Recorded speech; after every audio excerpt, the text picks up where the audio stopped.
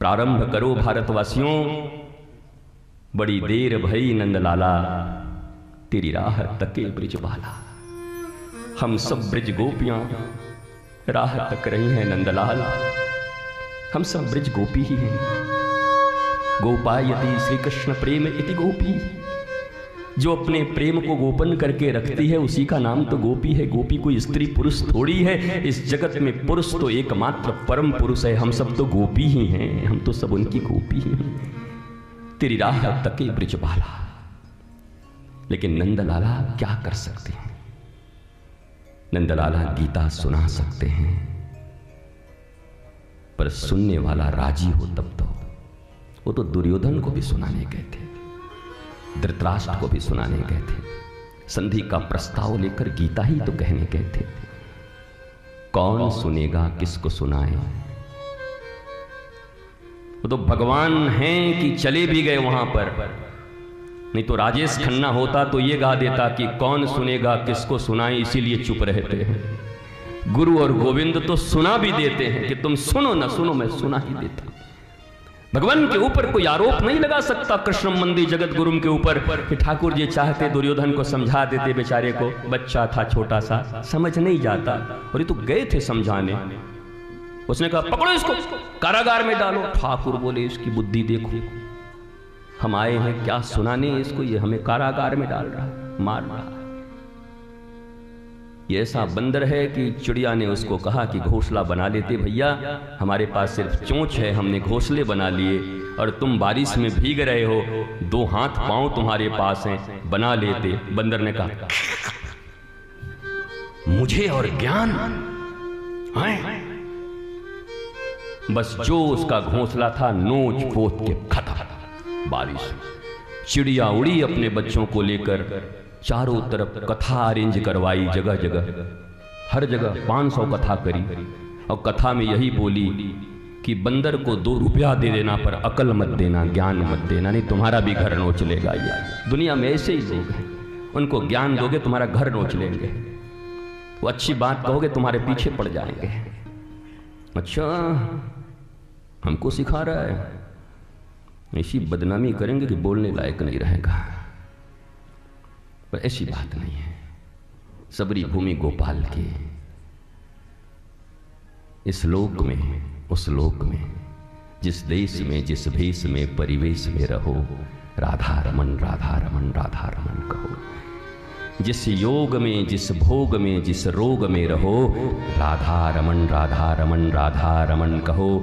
जिस काम में, जिस नाम में, जिस धाम में रहो, राधा रमन राधा रमन राधा रमन कहो। इसलिए आमूल चूल परिवर्तन ने एक छोटा सा परिवर्तन करो अपने आसपास पड़ोस में। कम से कम जो सुंदर स्कूल हो, थोड़ा संस्कृति के आसपास अभी हो, मत घबराओ। वो बड़े बड़े स्कूलों की बिल्डिंगें देखकर मत फंसो।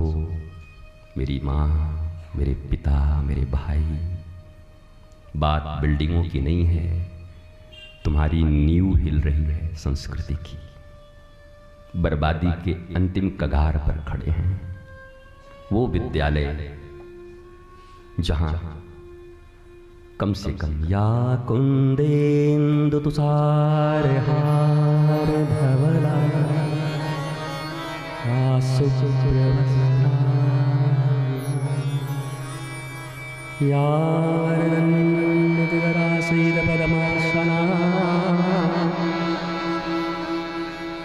कराग्रे। इस संस्कृति की जरूरत है। तुमको इंग्लिश बोलनी नहीं आती तो इतना सा भी शर्म मत करना। शर्म वो करें जिनको हिंदुस्तान में जन्म लेकर हिंदी बोलने नहीं आती, लज्जा उनके लिए। इंग्लिश कोई हमारी भाषा है, सही गलत जैसे आएगा बोलेंगे, सीख। इंग्लिश में निष्णात होना जरूरी है। ईज को आर को ईज बोल देंगे, हमें तो इतना भी नहीं लगता, हम कुछ भी बोलते रहते। लेकिन तुम्हारे बच्चों का क्या हालत है, बेशर्मी का आलम है।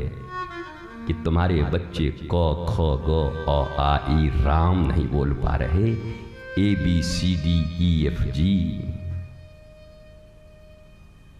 और तुम चले हो संस्कृति की, और तुम पेड़ों में डोरा बांधते घूम रही हो माताओं, और तुम जा करके जल चढ़ाते चल रही हो, और तुम्हारे बच्चे तुम्हारे नाक के नीचे से तुम्हारी संस्कृति के विरुद्ध, धर्म के विरुद्ध निकल रहे हैं। कल के गए अलग हॉस्टल, अलग फ्लैट लेकर के रहेंगे, जिंदगी तुम्हारी दुभर होगी, न माँ समझेंगे न बाप। भूल मत करना, मत सोचना कि बड़ा प्रेम रहेगा। जिस संस्कृति और जिस शिक्षा का जहर उनके भीतर में जा रहा है, तुम्हारे प्रति प्रेम उनका नहीं रह सकता, ये पक्की बात है। भूल मत करो। और इतना सब कुछ टूट फूट भारतीय संस्कृति में इसीलिए हुआ है, हमारे सामूहिक परिवारों में। इन्हीं के लिए कह रहा हूं, ऐसे ही बच्चों के जिनको मर्म पता नहीं है, जिनको धर्म पता नहीं है,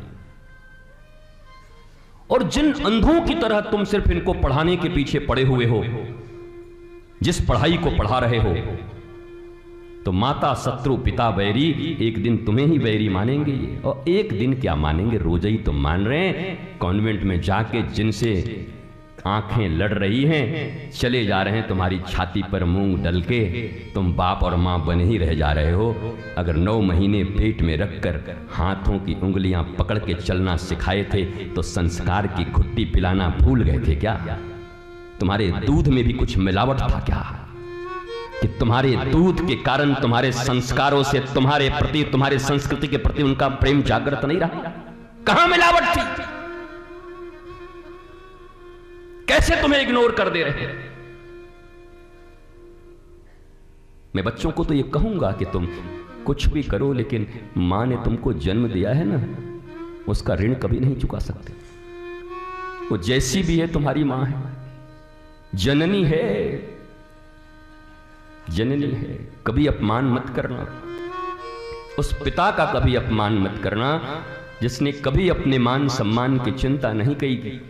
तुम्हारे लिए हाथ फैलाया, कैसे कैसे लोगों के सामने अपमान भी सहने पड़े कर्ज मांगने के लिए, पर तुम्हारे लिए तुम कम से कम उनके अपमान करने के योग्य नहीं हो। मेरे प्यारे बच्चों, मेरे माय डियर फ्रेंड्स, मेरे my kid, my child, school में पढ़ रहे मेरे नौनिहाल बच्चों, 7वीं 8वीं 9वीं के बाद कॉन्वेंट में को एजुकेशन के बहार में ऐसी बहार आ जाती है कि हर बच्चे को फिर अपना बाप अमरीश पुरी नजर आने लगता है। जैसे ही थोड़ा जवान आता है, बोला ये बुढ़ा घर में बड़ा तकलीफ दे रहा है, मानता ही नहीं बात को, समझता ही नहीं। वो तुम्हारे लिए ईश्वर तुल्य है।